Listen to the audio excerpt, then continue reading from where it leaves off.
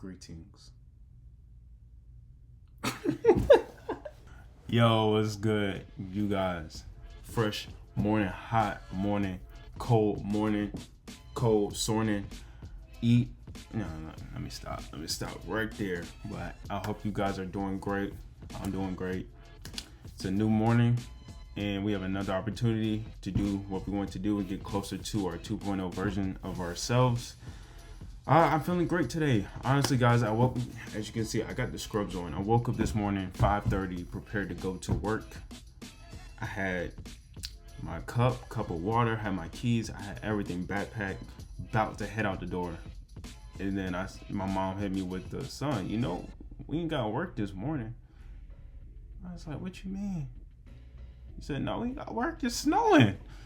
So guys, it's snowing outside. It's snowing. It's snowing. So what's crazy is that they predicted that there was gonna be no snow at all, and it snowed. So I'm feeling great.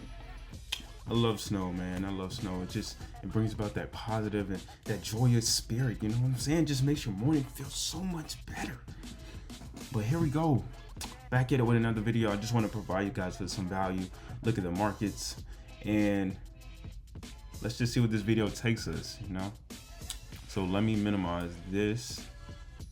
So let's make sure my stuff top notch. Make sure the quality is high. Okay. All right. So first thing I want to look at, I'm gonna say that for later, but let's go to the charts first and foremost. First thing I'm looking at is Bitcoin. I'm always looking at Bitcoin first. Right now, we are looking pretty good right now. I mean, we're at 106, floating around 106, almost 107,000. And all-time highs, it reached 109, over 109,000. I think that was yesterday, or was that last night? That was a Monday. Yeah, Monday. So yeah. Bitcoin, I'm very optimistic about it. I mentioned this in another video, especially as Trump has been in office. He has those that are around him that really advocate for crypto and have some strong policies that relate to crypto.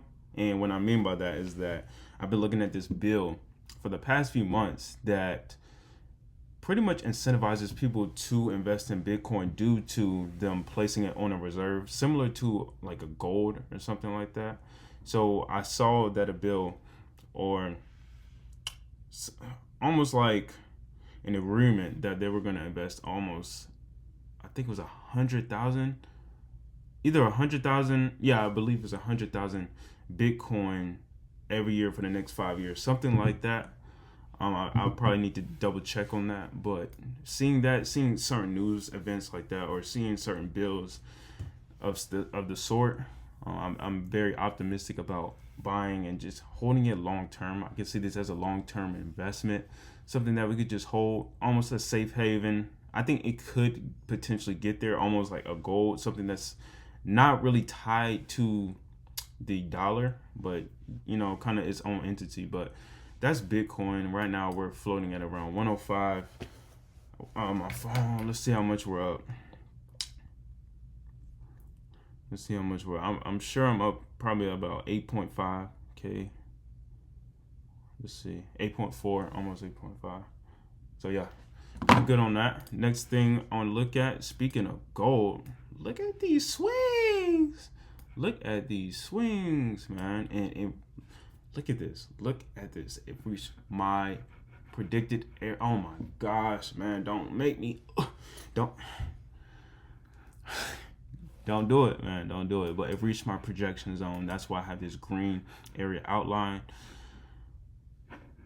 I mean, it can't get more beautiful than this. I think, did I have my fib from around down here? Whoa, what that?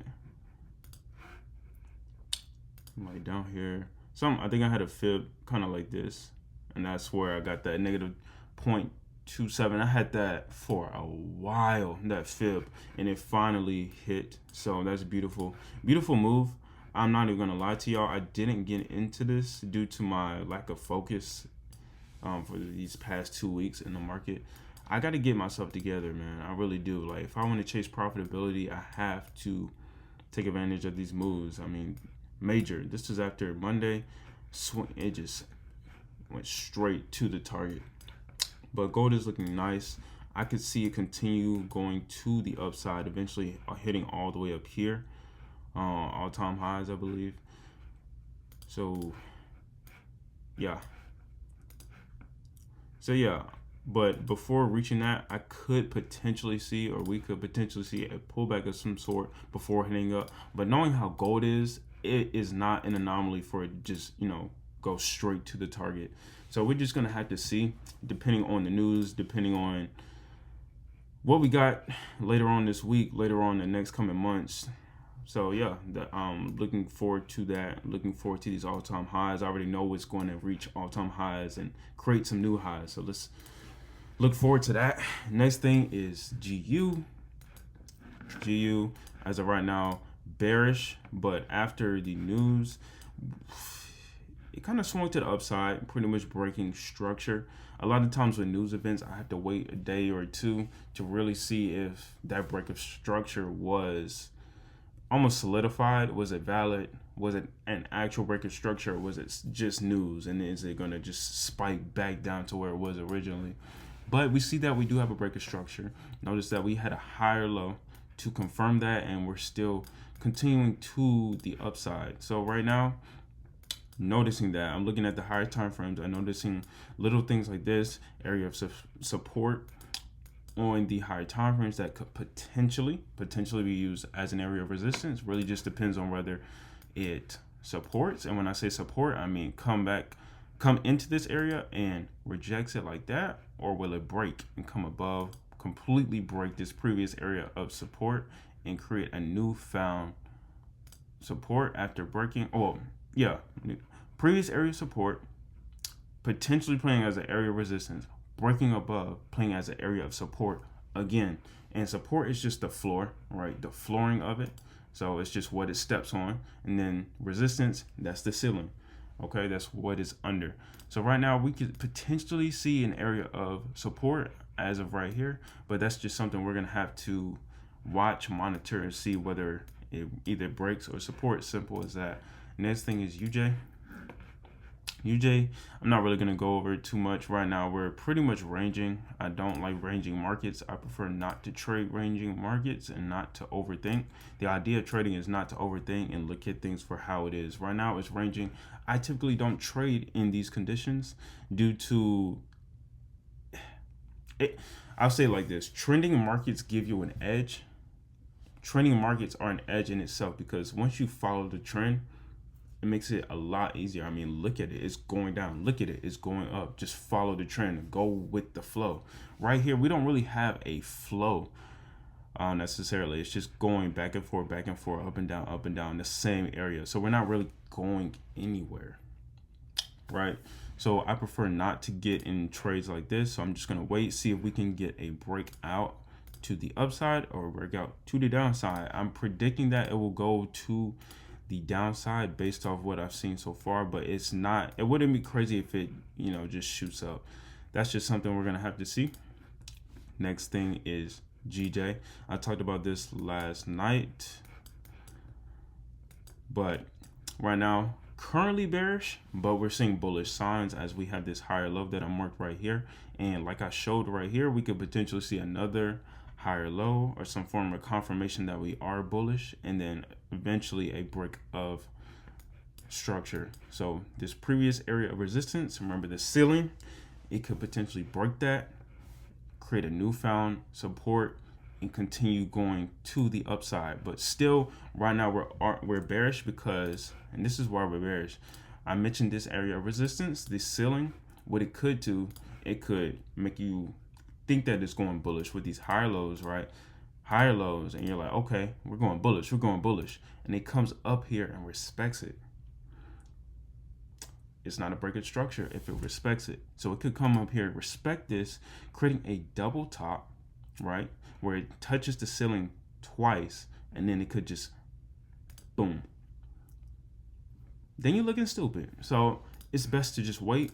A lot of times it's just analyze, trade. Analyze, trade. It's all about the analysis before taking a trade and maintaining patience to make sure you're getting the best move possible with the best risk to reward. You're making sure you have at least like three confluences that all match up and make sense for why you're taking a move. Next thing is EJ. EJ, pretty much same analysis for the most part. For I'm bearish looking at the higher time frames. But we're seeing bullish signs. We have this previous area of support / resistance right here. It could play as an area of resistance again, or it could break and then play as an area of support to go to the upside. Something we're gonna have to wait for. I'm seeing this exhaustion at the top, meaning that is respecting it as of right now, but it could create that area of exhaustion and still break. We're just gonna have to see. Don't even rush it. That's my analysis on the week. In terms of the charts, we pretty much are chilling right now. Not much volume after the inauguration day. Today is gonna be pretty much a chill day. What's today? Wednesday. We don't really have any high impacting news for the most part. Tomorrow we definitely do, as well as Friday. But today, I think it's pretty much the chillest day of the week. We don't even count Sunday. Yeah, chillest day of the week. We're chilling. We're watching. We're waiting for the moves to happen eventually. So here I go. I'm gonna go on my Discord. Not my Discord, but if y'all want to join the Discord, I'll link it in the description if y'all want to. Just let a brother know, But I'm just gonna text right here. I haven't been on this chat in a minute. I've been slacking off, but I have the opportunities now, so I'm gonna do so. No trades. Whoa. L typer. No trades today. Not seeing any moves. No high impacting news. Keep it simple. That's that. Next thing, I want to pivot. Now, guys, I've never done this before. Now, let me know if y'all like this or not, but this is a new component I want to add to the video. This is more like a morning show. It's like, good morning. Let's talk about the news. Let's talk about what's going on. Let's talk about finances. Let's talk about the charts. Let's talk about all of this stuff. So yeah, to pivot over, I'm just gonna briefly talk about what I've seen. I just randomly searched up news for today. Something that I know we looked at Forex Factor. We didn't see anything, but let's just see what's going on from a financial perspective. First thing I'm seeing, and this was posted 5 hours ago right here, is that gold prices hit 11-week high on safe haven demand amid Trump tariff threats. Now, this is something that's been highly talked about when it comes to Trump's policies and what he stands for and things of that nature. But he's multiple times he's talked about how he stands strongly with tariffs and putting tariffs on China. I believe he's mostly been talking about China, but his main objective is trying to keep things domestic, make sure we're making money, make sure we're keeping things within, make sure we're protecting the U.S. and making sure we prosper at the end of the day. I guess he's tired of seeing other countries make money and profit off of the U.S. and we could be taking advantage of that. And that's what he's trying to do. I'm pretty sure I'm not explaining this in the best way. I do need to do some more research on tariffs itself. I know that it can definitely impact the consumers in a negative way. I know that it can strike or spike. I can't even. But I know that it can spike prices of consumer prices and things of that nature. So it can negatively impact us as consumers, as the regular civilians, citizens. But that's just where he stands, you know what I mean? Like he just want to put a tariff on, I guess, the imports that are coming into America.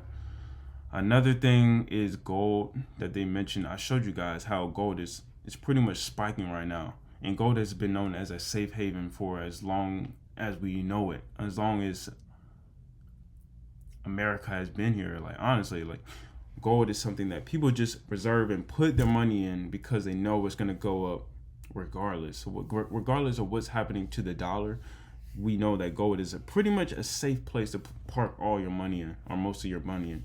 And I believe that cryptocurrency is going to be that new vehicle to do so, to be looked at in that perspective.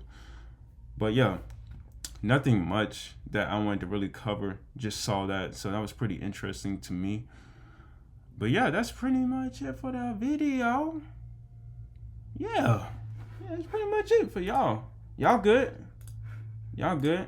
I'm hoping that I provided you all with some value. That's some better lighting right there. Let me give y'all some better lighting. Some better lighting. Like, I should have did this. How's that? How's that? Man, hold on. You all up in my face. Nothing too crazy. There we go.